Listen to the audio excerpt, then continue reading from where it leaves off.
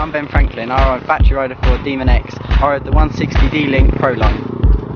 I'm Glenn Smith, I'm battery rider for Demon X and I ride the XLR 160.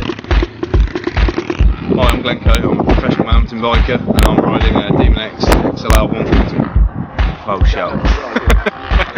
Hi, my name's Nathan Parsons, I'm a professional mountain biker and I ride a Demon X DXR 125. I'm Daniel Cunningham from Mini MX, riding Demon X D-Link 140.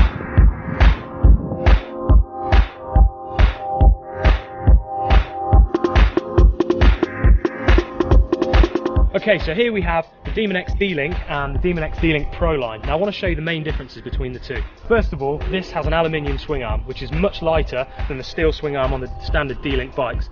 The other differences are this has the D&M fully adjustable rear shock, as well as the SP fully adjustable suspension. This is also on the Supermoto wheels and tyres, but if this was on the standard factory spec, then it would come with Kenda off-road tyres, which offer exceptional levels of grip.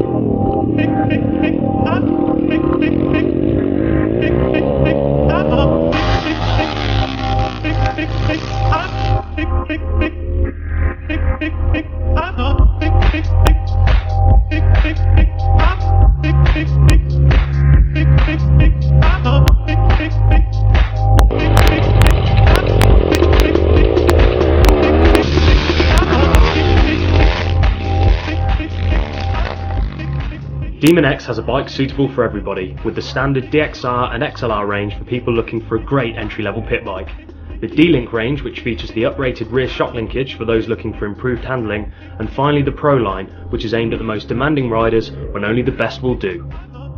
For more information on Demon X bikes and to order yours, visit the website at www.kokomoto.com.